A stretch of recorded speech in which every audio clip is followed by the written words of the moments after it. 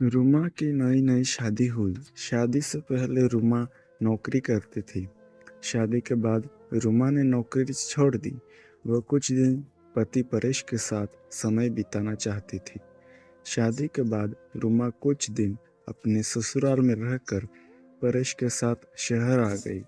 रुमा ने आते ही घर की काया पलट करना शुरू कर दी। अब नौकरी करने वाली रुमा को घर के सारे काम करने पड़ रहे थे। शादी के पहले तो माँ सब काम कर दिया करती थी और रोमा के पास बहाना भी होता था कि माँ सारा दिन ऑफिस में रहती हूँ तो घर के काम में नहीं कर सकती। रोमा को घर के काम देख आलसी बड़ी आती, पर मन मार कर करना ही पड़ता। रोमा का हाथ खाना बनाने में थोड़ा तंग था, पर जैसे तैसे वो बना ही लेती थी।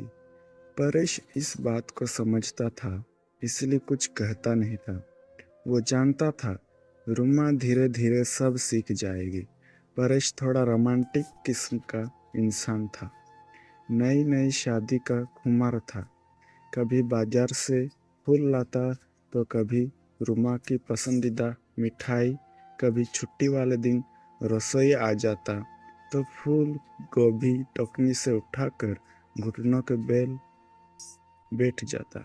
रुमा को परेश के साथ शहर आए 15 दिन हो गए थे।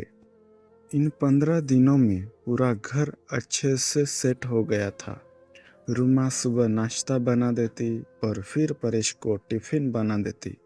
कभी टिफिन में रोटी के डिब्बे में रखे टिश्यू पेपर के नीचे आई लव यू भी लिख देती। शाम को परेश थका हुआ ऑफिस से आता तो अपनी पत्नी का मुस्कुराता चेहरा देख थकान भूल जाता था। रुमा भी बड़े मन से गरम गरम खाना बनाकर डिनर में परोसती। इस तरह शरारतों के साथ दिन गुजर रहे थे। रविवार के दिन परेश सुबह सो कर उठा। दोनों साथ बैठ चाय पीने लगे। परेश ने पूछा, आज खाने में क्या बना रही हो? रुमा ने कहा, आज मैं आलू मटर की सब्जी और पूरी बनाने का सोच रही हूँ। परेश ने कहा, अच्छा, आज सब्जी मैं बनाता हूँ। रुमा ने हैरानी से कहा, तुम्हें बनाना भी आती है? परेश ने कहा, बस देखती जाओ, तुम पूरियाँ बना दो और हाँ, मैं खीर बनाऊंगा सेवइयों की। तुम मुझे बस सामान दे दो। रुमा ने सारा सामान दे दिया। परेश ने खीर और सब्जी बनाई। रसोई से बड़ी अच्छी महक आ रही थी। रुमा ने जब पहला निवाला खाया तो बोल पड़ी, वाह, कितना स्वादिष्ट है। तुम तो मुझसे भी अच्छा खाना बना लेते हो। परेश ने कहा, अकेले रहते रहते सब बनाना सीख लिया मैडम जी। उसके बाद जब भी शनिवार रविवार आता या परेश की छुट्टी होती तो रुमा अपनी फरमाइश परेश के सामने रख देती। परेश अपनी नई नवेली बीवी की इनकार नहीं कर पाता और फरमाइश पूरी भी कर देता। परेश के हाथ की बनी दाल सब्जी रुमा चटक कर ले खाती और एक दो रोटी एक्स्ट्रा भी खा जाती। समय बीता, शादी को 3 महीने होने आ गए। रुमा की शनिवार रविवार खाने की फरमाइश पूरी करने में परेश को भी अब आलस आने लगा। अब रुमा कोई फरमाइश करती तो परेश कहता, तुम बना लो यार, मैं नहीं बनाऊंगा।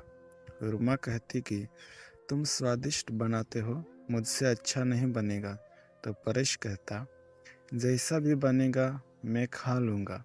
रुमा का मुंह तो फूल जाता, पर खाना तो बनाना ही पड़ता, क्योंकि पापी पेट का जो सवाल रहता। एक दिन शनिवार था। रुमा ने दाल बनाई। जैसे ही परेश ने पहले निवाला खाया तो बोला, ओहो, आज कितनी तेज मिर्च कर दी। रुमा ने कहा, शायद गलती से 2 बार डाल दी होगी। परेश ने कहा, अच्छा रुको, मैं इसे सही करके लाता हूँ। परेश ने फिर से पानी डाल तड़का लगाकर दाल को स्वादिष्ट बना दिया। रुमा ने चटकार लेकर बड़े दिनों के बाद खाया। रुमा कभी कभी मिर्च ज़्यादा डाल देती। कभी परेश का मन होता तो उसे सही कर स्वादिष्ट कर देता, तो कभी ऐसे ही अचार चटनी से खा लेता।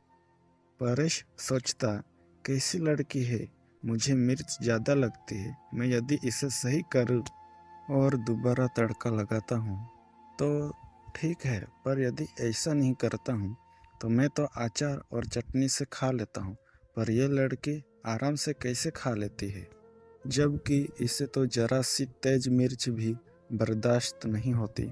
ऐसा कैसा हो सकता है? और ये मिर्च सिर्फ शनिवार रविवार को ही तेज क्यों होती है? दाल सब्जी में ये तेज मिर्च का सिलसिला जारी था। परेश को कुछ समझ नहीं आ रहा था। फिर एक छुट्टी आ गई। रुमा ने परेश से फरमाइश की कि पाव भाजी बना दो ना। परेश ने कहा, यार रुमा तुम बना लो, मेरा मन नहीं है। रुमा रसोई में जाकर बनाने लगी। आज परेश छिपकर देख रहा था कि आखिर ये छुट्टी वाले दिन तीखी मिर्च का राज क्या है। कुछ देर बाद भाजी बनकर तैयार हो गई।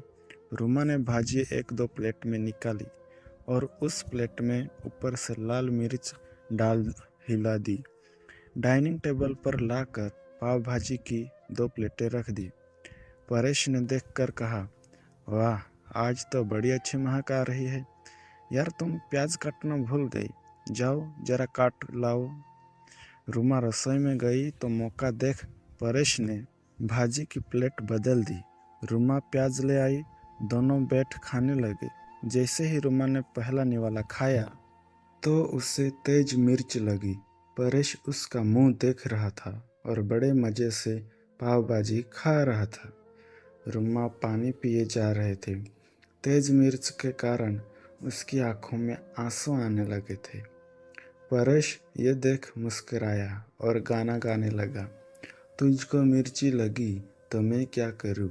ये सुन रुमा भी हंसने लगी और परेश ने कहा, मुझसे चालाकी, तुम ऐसा कर क्यों रही थी? ये छुट्टी वाले दिन तीखी मिर्च का क्या राज था, कहो। रुमा ने कहा, मुंह नीचे कर कहा, दरअसल मुझे तुम्हारे हाथ की दाल सब्जी बहुत ही स्वादिष्ट लगती है और मैं पूरे 5 दिन अपने हाथ का बना खाना खाकर पक जाती हूँ, इसलिए तुम्हें छुट्टी वाले दिन बनाने को कहती हूँ, पर तुम इनकार कर देते।